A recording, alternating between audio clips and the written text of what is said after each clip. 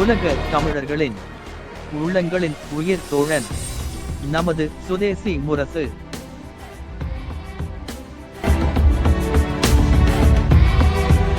திருப்பூரில் மத்திய அரசின் புதிய சட்டத்தை வாபஸ் பெற கோரி திருப்பூர் மாவட்ட வழக்கறிஞர்கள் ரயில் மறியல் முயற்சிகளில் ஈடுபட்டனர்.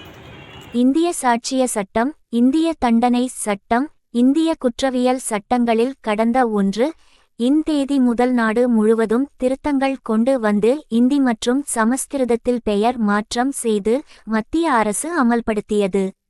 இதற்கு திருப்பூர் வழக்கறிஞர்கள் சங்கம் சார்பில் எதிர்ப்பு தெரிவித்து பல்வேறு தொடர் போராட்டங்களில் ஈடுபட்டு வருகின்றனர்.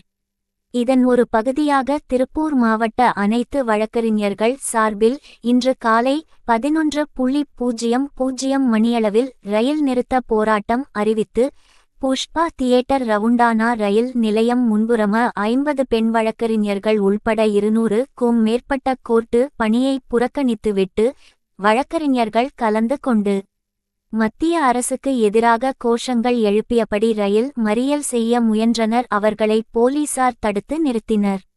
இந்த ஆர்ப்பாட்டத்திற்கு திருப்பூர் அட்வொகேட் அசோசியேஷன் தலைவர் பூபேஸ் தலைமை தாங்கினார். திருப்பூர் மாவட்ட கோர்ட் வக்கீல் சங்க தலைவர் சுப்புராஜ் முன்னிலை வகித்தார்.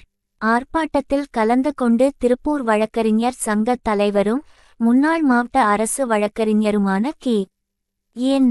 சுப்பிரமணியம் பேசியதாவது, மக்களை பாதிக்கும் வகையில் உள்ள இந்த மொழிமாற்று சட்டமானது கடந்த 1 ஆண்டுக்கு முன்பே மத்திய அரசு கொண்டு வந்தது.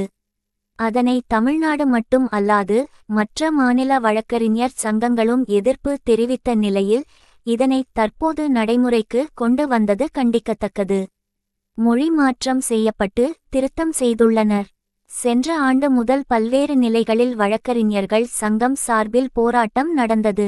கடந்த 15 நாட்களுக்கு முன்பு 2 மாநில அமைப்புகளும் வேண்டுகோளுக்கு இணங்க நீதிமன்றத்தை புறக்கணித்து திருப்பூரில் ஊர்வலம், பொதுக்கூட்டம், ஆர்ப்பாட்டம் போன்றவற்றை நடத்தி இந்த சட்டத்திற்கு எதிர்ப்பு தெரிவித்து வருகிறோம். கடந்த மாதம் கலெக்டர் அலுவலகம் முன்பும் நேற்று தலைமை தபால் அலுவலகம் முன்பும் ஆர்ப்பாட்டம் நடந்தது.